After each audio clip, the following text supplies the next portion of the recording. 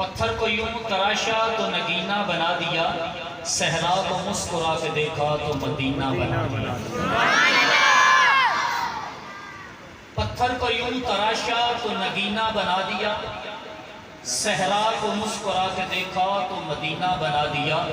دونوں جہانوں کے پھولوں کی خوشبو کو نچوڑ کے رب نے میرے آقا کا پسینہ بنا دیا۔ سورۃ الکوثر کے اوپر میں چند معروضات آپ کے سامنے عرض کروں گا۔ آپ نے آسان سورت ہے، ہر روز پڑھتے بھی ہیں، سنتے بھی ہیں، لیکن آج میں اس کا شان نزول، یہ سورت کیوں اتاری گئی، انشاءاللہ العزیز آپ کے سامنے میں عرض کرنا چاہوں گا۔ اِنَّا أَعْطَيْنَاكَ الْكَوْثَرَ، بے شک ہم نے آپ کو کوثر عطا کیا۔ فَصَلِّ لِرَبِّكَ وَانْحَرْ، بس آپ اپنے رب کے لیے نماز پڑھتے رہیں اور قربانی کرتے رہیں۔ اِنَّ شَانِئَكَ هُوَ الْأَبْتَرُ، بے شک آپ کا دشمن بے نشان ہے۔ تین آیتیں اور اللہ نے تین آیتوں میں تین باتیں بیان فرمائی۔ پہلی آیت اِنَّا أَعْطَيْنَاكَ الْكَوْثَرَ، حضور کا مقام ہے۔ دوسری آیت میں آپ علیہ السلام کا پروگرام ہے۔ تیسری آیت میں حضور کے دشمن کا انجام ہے۔ تین آیتیں ہیں، ایسے سمجھ لیں کہ جیسے اللہ پاک نے اس سمندر کو پکڑ کے ایک کوزے میں یعنی لوٹے میں بند کر دیا۔ اتنا وسیع مفہوم، معنی، ترجمہ، جناب من یہ تین آیتیں پورے قرآن کا خلاصہ، پورے دین کا نچوڑ، یہ تین آیتوں کے اندر اللہ تبارک و تعالیٰ نے بیان کر دیا۔ پہلی آیت ہے چھوٹی سی، اِنَّا أَعْطَيْنَاكَ الْكَوْثَرَ، حضور کا مقام بیان کیا گیا۔ دراصل جس وقت آپ نے اعلان توحید کیا، آپ کے اوپر بڑے مصائب آئے، آپ کو شاعر، آپ کو کذاب، آپ کو مفتری، آپ کو ساحر، آپ کو جادوگر، یہ آپ کو کہا گیا، حتیٰ کہ آپ کے راستے میں کانٹے بچھائے گئے، آپ کے اوپر اوجری ڈالی گئی، آپ علیہ السلام کی بیٹیوں کو طلاقیں دلوائی گئی، آپ کے چہرے انور کے اوپر تھوکا گیا۔ جس وقت یہ سارے معاملات ہو گئے، اللہ نے قرآن اتار کر تسلیاں دی۔ وہ تسلیاں کیا تھی؟ کبھی فرمایا فَاصْبِرْ كَمَا صَبَرَ أُولُو الْعَزْمِ مِنَ الرُّسُلِ، فَاصْبِرْ كَمَا صَبَرَ، آپ صبر کریں، ان کی باتوں کا جواب نہیں دینا، آپ ان کی باتوں کو سن کے صبر کریں۔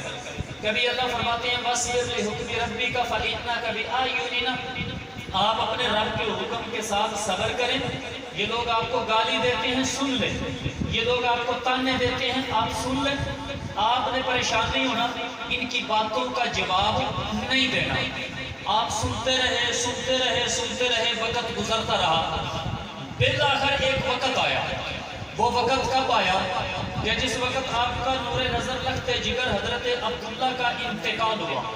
بچے ہیں، چھوٹے بچے، حضرت عبداللہ کا انتقال ہو گیا۔ اس سے پہلے آپ کا بڑا صاحبزادہ حضرت قاسم وہ بھی انتقال کر چکا تھا۔ میری باتوں کو توجہ کے ساتھ سماعت فرمانا، آپ کو سورۃ الکوثر کی سمجھ آئے گی کہ یہ سورۃ الکوثر کیوں اتاری گئی، اس کا معنی کیا ہے، اللہ کیا بیان کرنا چاہتے ہیں، اس کے اندر ہمارے نبی کا مقام کیا ہے، ہمارے نبی کی شان کیا ہے، ہمارے نبی کی رفت، منقبت، عزت، رفت کیا ہے۔ تو جس وقت آپ کا لخت جگر آپ کے ہاتھوں میں، آپ کی باہوں میں، آپ کے بازوؤں میں دم دے گیا، جس وقت آپ کا بیٹا فوت ہوا تو اپنوں نے، بیگانے تو بیگانے تھے، اپنوں نے باتیں شروع کر دی۔ وہ باتیں کیا تھی؟ باتارا محمد بن نام کہ نعوذ باللہ اس کا بیٹا فوت ہو گیا، اس کا نام و نشان ختم ہو گیا، اس کی اولاد کوئی نہیں، اس کے بیٹے فوت ہو گئے، اس کی بیٹی ہیں، اس کا تو نام لینے والا بھی کوئی نہیں ہوگا۔ جس وقت یہ فوت ہوگا، اس کا نام بھی مٹ جائے گا، اس کا نشان بھی مٹ جائے گا، اس کا حسب نسب بھی مٹ جائے گا۔ جس وقت یہ باتیں اپنوں نے کی تو امام الانبیاء کے ہاتھوں میں آپ کا لخت جگر حضرت عبداللہ ابھی دفن بھی نہیں کیا، مٹی کے نیچے بھی نہیں گیا، ابھی قبر کے اندر بھی نہیں اتارا۔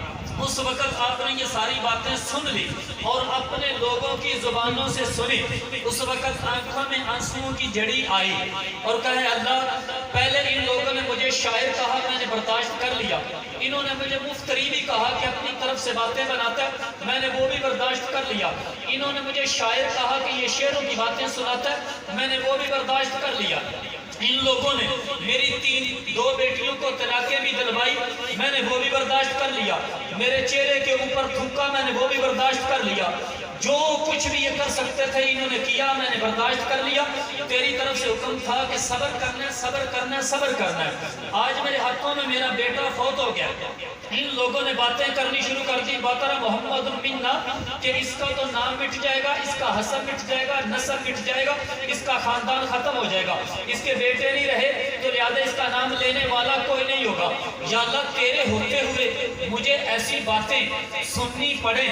میرا بیٹا فوت ہو گیا، مجھے تسلی دیتے، میرے غم کے اندر آ کے برابر کے شریک ہوتے، میرے سر پہ ہاتھ رکھتے، میرے غم میں برابر کے شریک ہوتے. انہوں نے شریک کیا ہونا تھا؟ یہ مجھے باتیں کرنے لگے اور ایسی دل آزار باتیں کہ دل کو تنگ کرنے والی، دل کو دکھی کرنے والی باتیں. پھر باتیں بیگانے نہیں کر رہے، اپنے کر رہے ہیں، اپنے خاص خاندان کے لوگ.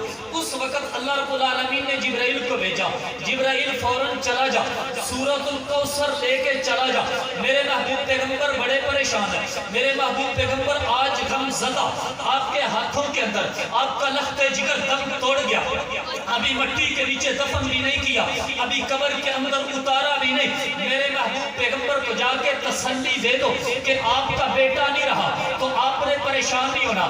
اگر آپ کے دو بیٹے فوت ہو گئے، آپ نے گھبرانا نہیں، آپ نے غم نہیں کرنا. آپ نے جیسے پہلے صبر کے ساتھ کام لیا، آئندہ بھی آپ نے صبر کے ساتھ کام لینا.